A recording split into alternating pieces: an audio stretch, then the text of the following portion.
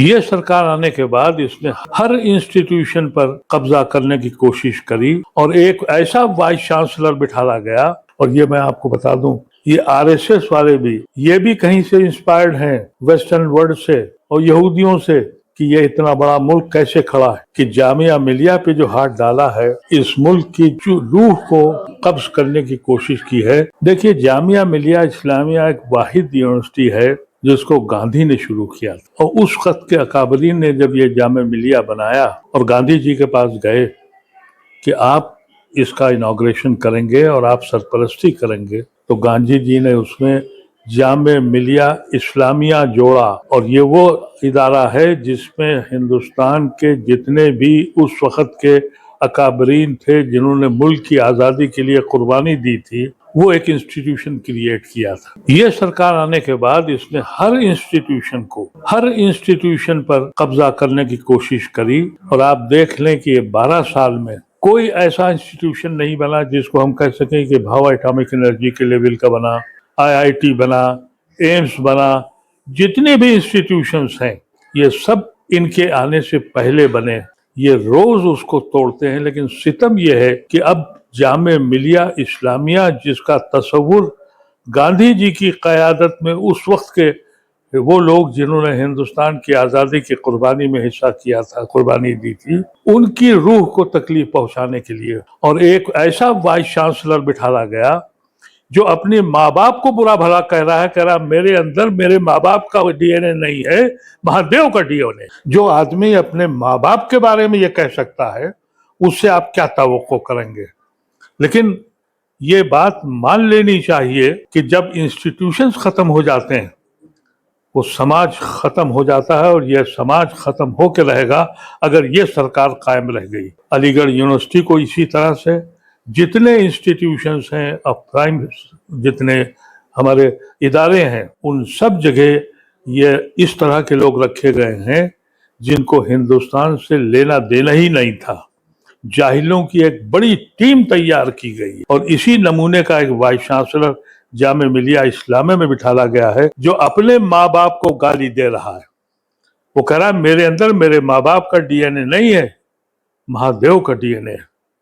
तो जब आप तसव्वुर कर लें ऐसे शख्स को आप वाइस चांसलर बनाएंगे तो उस यूनिवर्सिटी में से क्या बन के आदमी निकलेगा, और उस इदारे से जिसकी एक तारीख जुड़ी हुई है हिंदुस्तान की आज़ादी के साथ। बिल्कुल सही कहा आपने, यह हिंदू राष्ट्र है, यह हिंदू राष्ट्र है, और यही वजह है कि इस तरह की हरकतें हो रही हैं। ऑन पेपर अभी बाकी जो ये कहता है कि हिंदू राष्ट्र नहीं है, सेकुलर राष्ट्र है, वो झूठ बोलता है। न ये सेकुलर मुल्क है और न ये डेमोक्रेटिक मुल्क है। इस मुल्क की सारी इंस्टीट्यूशंस अब सिर्फ 2 आदमियों के पास है, मोदी और अमित शाह, और इस मुल्क के जो निज़ाम है वो आरएसएस के पास है। ये कहना बिल्कुल सही है आरएसएस का, और भागवत कह भी चुके हैं कि हम तो हिंदू स्टेट हैं, लेकिन अगर ऐलान करेंगे तो सिख कहाँ जाएंगे, क्रिश्चियंस कहाँ जाएंगे नॉर्थ ईस्ट के, और साउथ इंडिया का हिंदू कहाँ जाएगा। ये मुल्क को तोड़ने पे तुले हुए हैं। अगर आप किसी कौम को दबाना चाहते हैं, दबा दीजिए, 20% आबादी तबाह कर दें आप,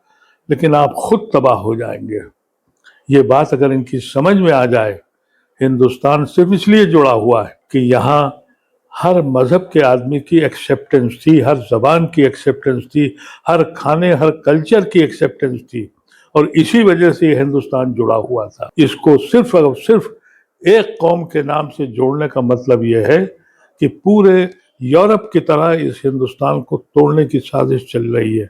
और ये मैं आपको बता दूं, ये आरएसएस वाले भी ये भी कहीं से इंस्पायर्ड हैं वेस्टर्न वर्ल्ड से और यहूदियों से कि ये इतना बड़ा मुल्क कैसे खड़ा है, इसको तोड़ो। और तोड़ने के लिए ज़रूरत इस बात की है कि इसको हिंदू राष्ट्र अमली तौर पे बना दो। और जिस दिन अमली तौर पे बन गया, ज़मीनी तौर पर वो है लेकिन कागज़ की बुनियाद पर नहीं है। आपको याद है कि मुझे तो अपने बचपन याद है कि जब इनाग्रेशन होता था, इफ्तिताह होता था किसी बिल्डिंग का, किसी फंक्शन का, तो फीता कटता था।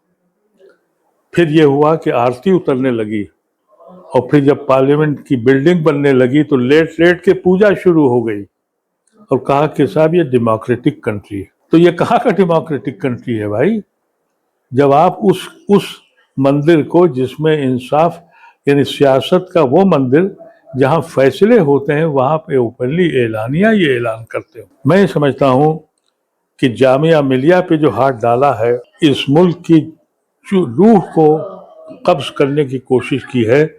गांधी के उस तस्वुर को आप सोचिए कि जामिया मिलिया बना रहे थे मुसलमान, इस्लामिया लफ्ज लगाया गांधी ने कि नहीं, मुसलमानों की एक यूनिवर्सिटी होनी चाहिए, और जामिया मिलिया का मतलब यह है कि यूनिवर्सिटी, लेकिन मुसलमानों की यूनिवर्सिटी बनाने का नाम जिस गांधी ने दिया, उसके कातिल लोग आज उस पर काबिज हैं, और उसका वाइस चांसलर जो है वो इस हद तक नीचे चला गया है कि अपने माँ बाप को गाली दे रहा है।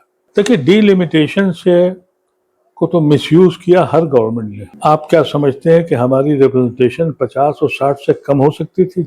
डिलिमिटेशन का किस्सा जब से शुरू हुआ, और वो इसलिए शुरू हुआ कि 1% कुछ परसेंट लोगों ने हमको इस मुल्क में कभी एक्सेप्ट नहीं किया। ये बात आपको मान लेनी चाहिए। कुछ लोगों के दिलों में ये बात थी कि हमें एक्सेप्ट ही नहीं किया, और जो सेकुलर लोग थे वो खामोश रहे। आप मिसाल के तौर पर, मैं गुड़गांव में रहता हूँ, गुड़गांव में पूरा एक इलाका मेवात का है, मेव कम्युनिटी का, उसको 3 या 4 हिस्सों में तोड़ा।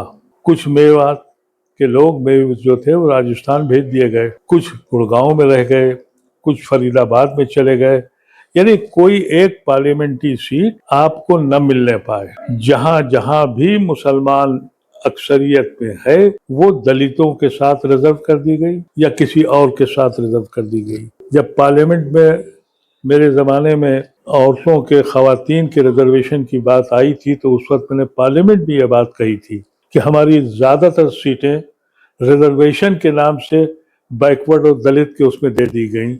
अब जब 33% आप खवातीन को लेंगे तो बाकी उसमें चली जाएंगी, यानी हम पार्लियामेंट में बराह नाम 2 या 3 आदमी जा पाएंगे।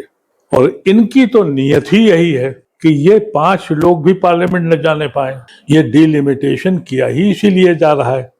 हकीकत तो ये है कि एक हिस्से को यहाँ से काटा, दूसरे को वहां से काटा, 3 को मिला के एक कॉन्स्टिट्यूंसी बना दी कि फला फला कम्युनिटी यहाँ से जीतेगी।